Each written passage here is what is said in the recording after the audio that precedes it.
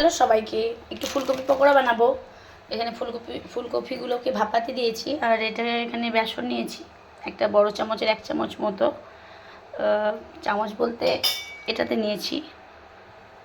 যতক্ষণ ফুলকপিটা ভাপানো চলছে ততক্ষণ আমি বেসনটা রেডি করব। তো এর মধ্যে আমি একটু কালো জিরে দিয়েছি, একটু বেশি করে দিয়েছি, খেতে ভালো লাগে আমার। আর একটু সামান্য নুন, হলুদ দিতে হবে একটু কালারের জন্য। পরিমাণ মতো জল দিয়ে ব্যাটারটাকে রেডি করব। এক হাতে মোবাইল ধরে ক্যামেরা করতে একটু অসুবিধা হয়, তো আমি আগে রেডি করি, তারপর আবার তোমাদের সাথে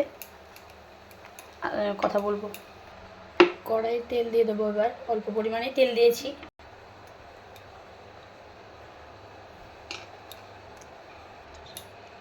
আমি এখানে মাখিয়ে নিয়েছি সবগুলোকে, এবার এক এক করে ভাজবো। আর আমি প্রথমবার বানাচ্ছি, আজ 1 বছর থেকে বানাবো করে আর বানানো হয়নি। মানে কে খাবে কে খাবে না, যাই হোক আজকে আমরা একাই আছি বাড়িতে, জানি না আজকেও কেউ খাবে কি না। ছেলে খাবে এটুকু শিওর।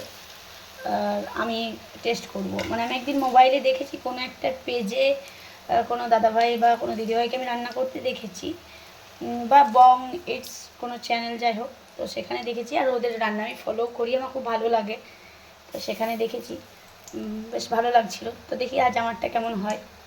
সব বেশ শেষে এই যে একটা লঙ্কা যেটা জলে পড়ে গিয়েছিল সেটাকে এখন ভাজা করব।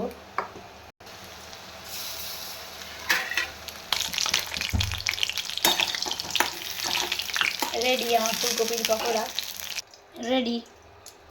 কেমন লাগছে অবশ্যই কিন্তু কমেন্টে জানিও, আর ভালো লাগে তো একটা লাইক করে দিও। আর যারা এখনও পর্যন্ত ফলো করোনি, ফলো করে আমার একটু পাশে থেকো।